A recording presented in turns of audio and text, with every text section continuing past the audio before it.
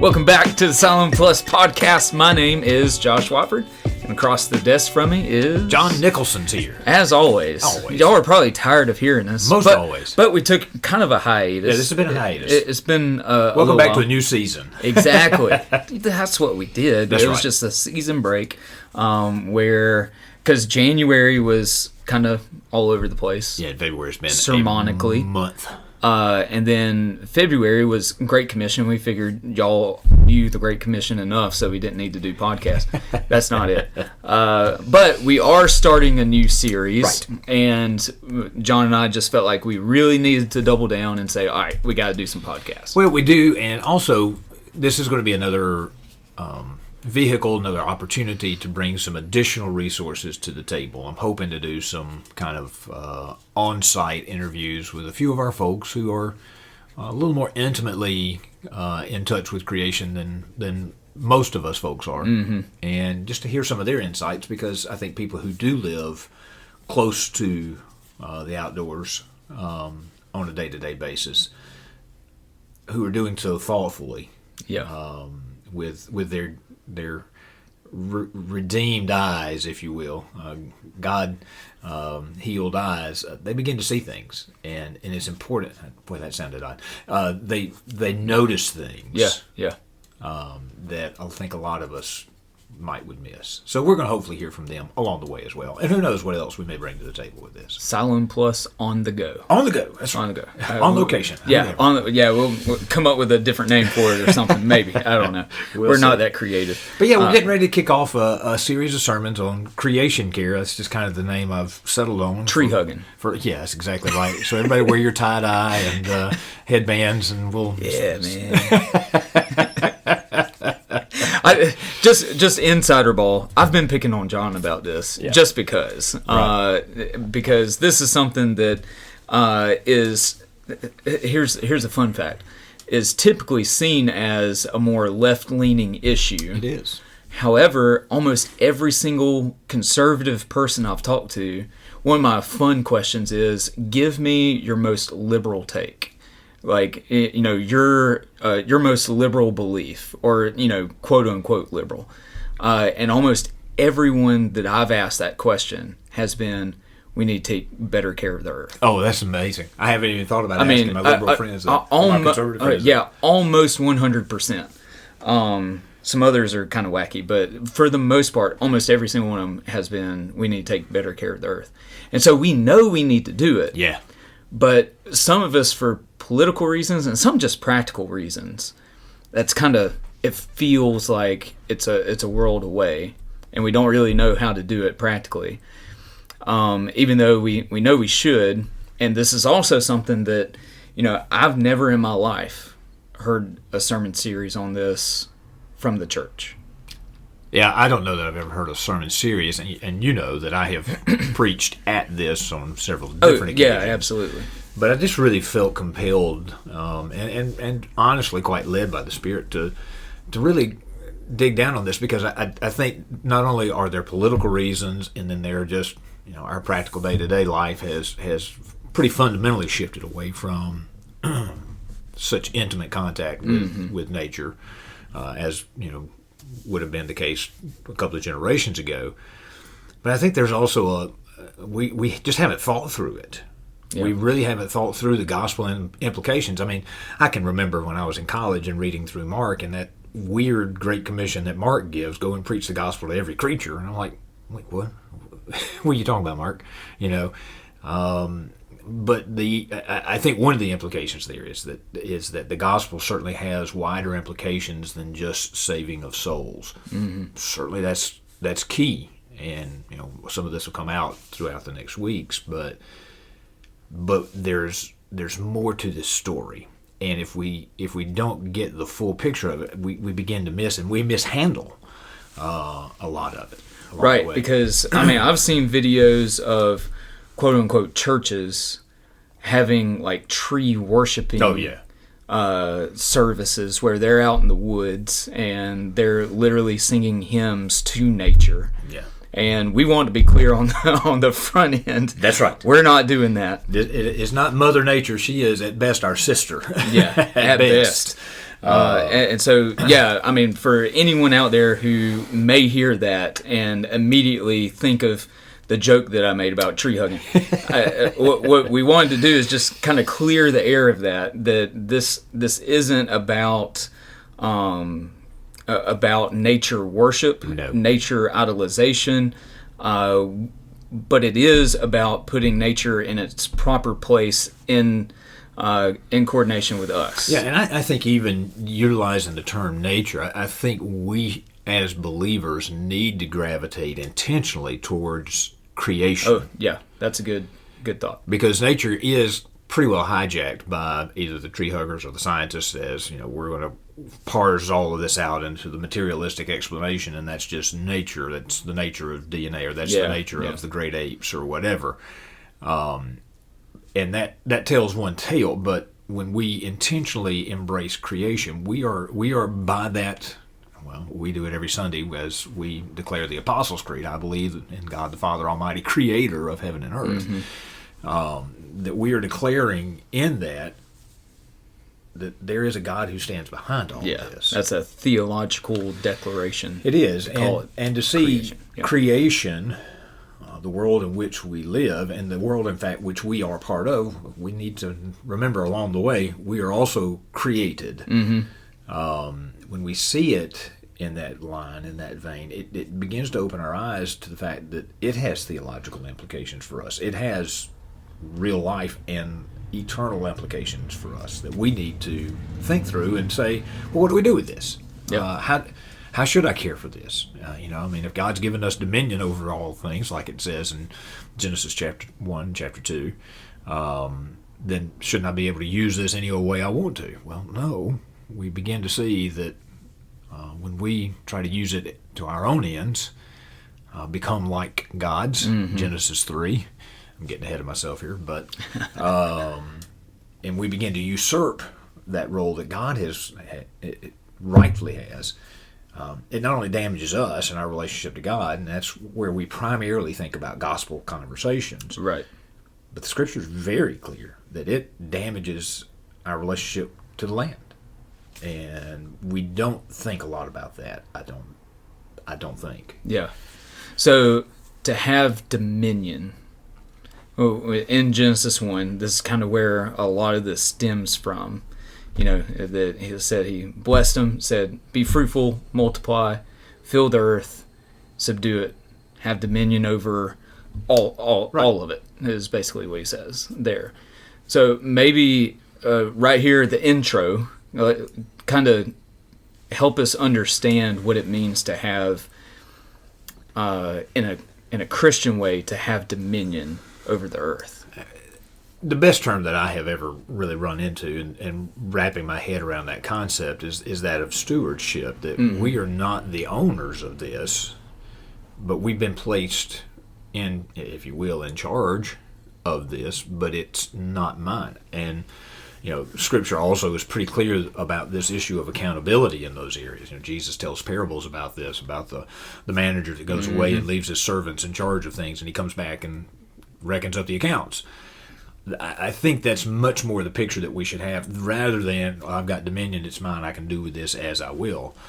And I think we as humanity writ large, and certainly even we as individuals, have probably taken it more in the latter, that this is just mine, I'm going to do with this as I will, and somebody else can undo whatever needs to be done. Does us being made in the image of God have anything to do with our dominion? I think so, because we have an opportunity to all of creation reflects who God is. Yep.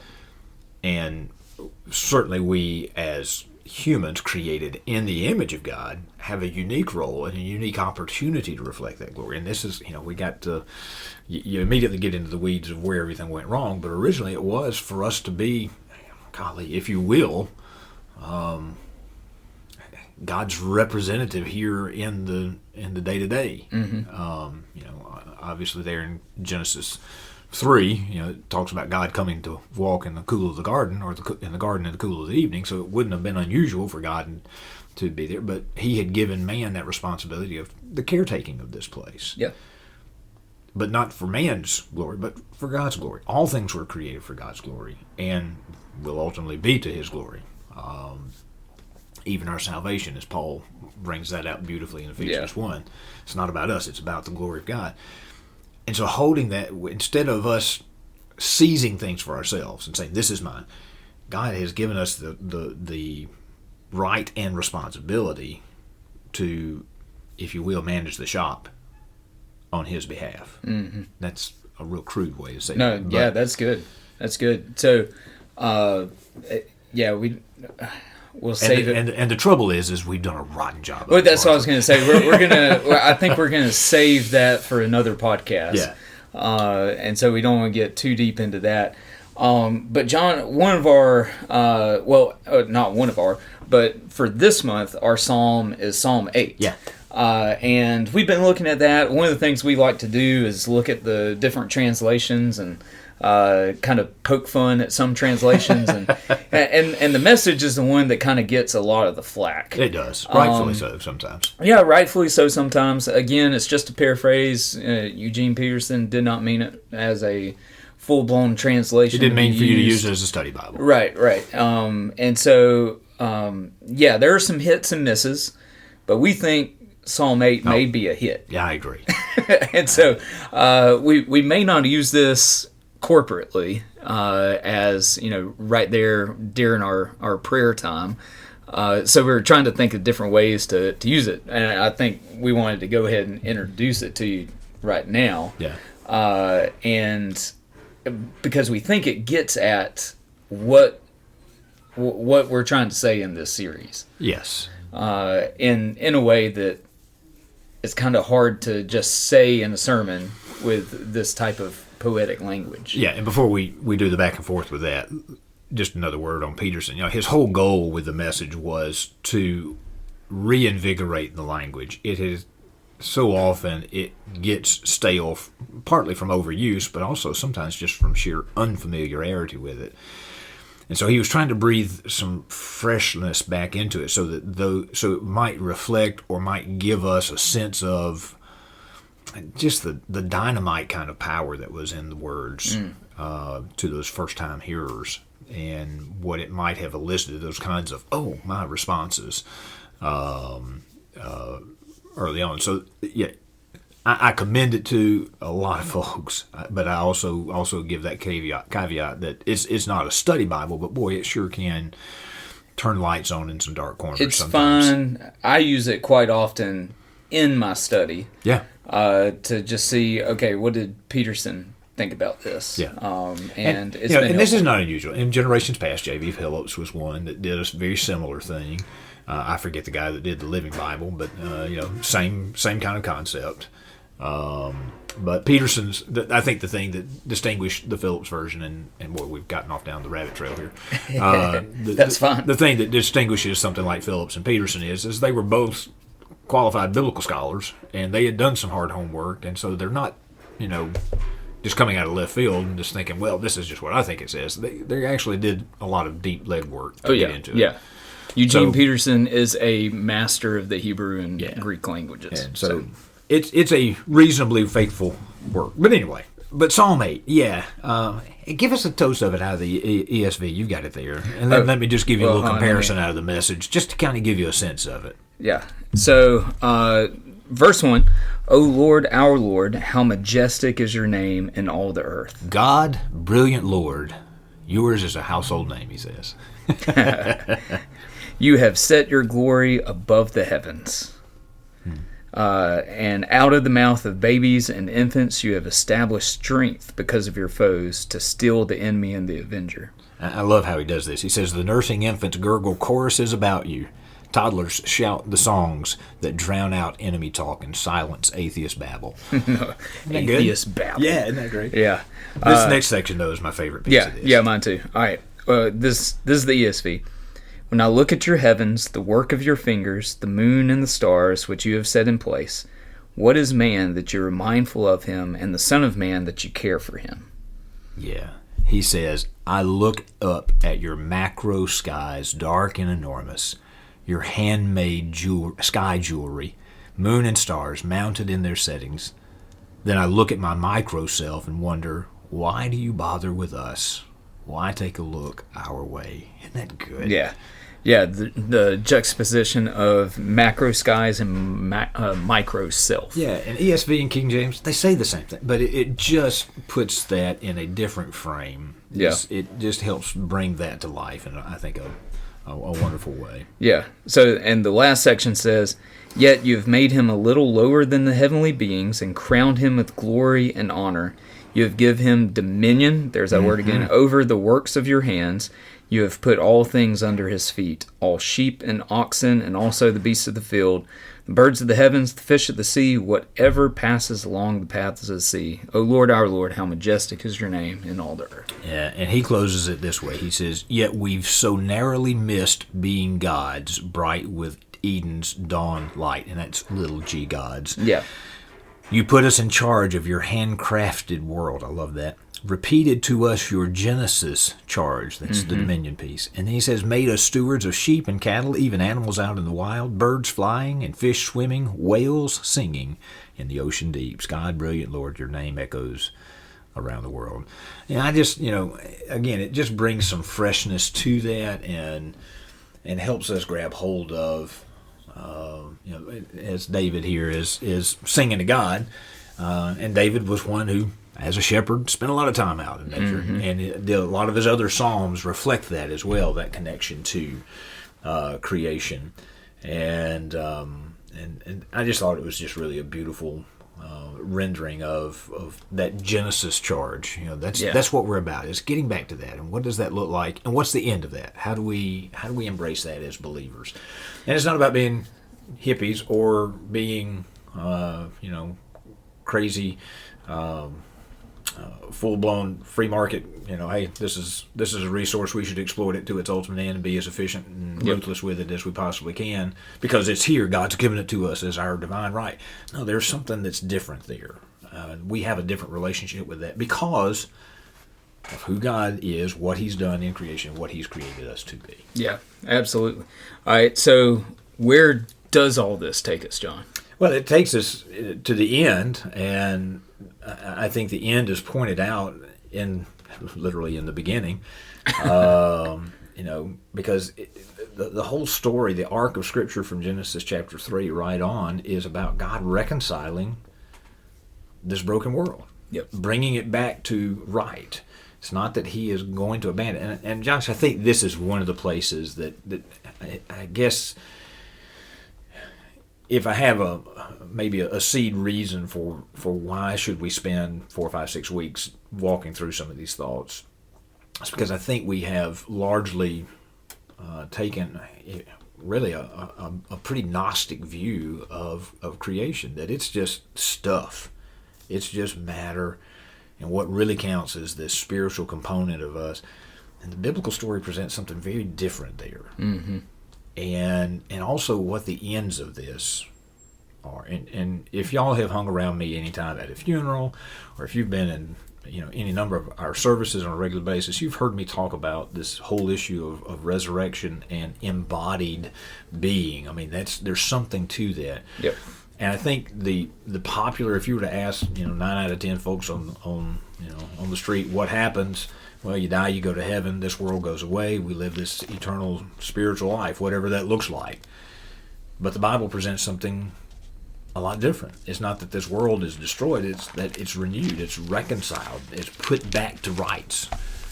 And that literally, rather than us floating off up to heaven, heaven comes down to us. Mm-hmm.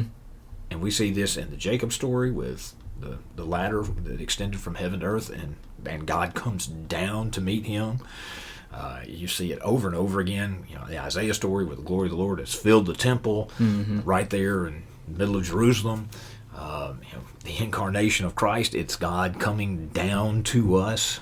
And then in Revelation, at the end of it, John says, "I saw the New Jerusalem coming down out of the heavens." Yep.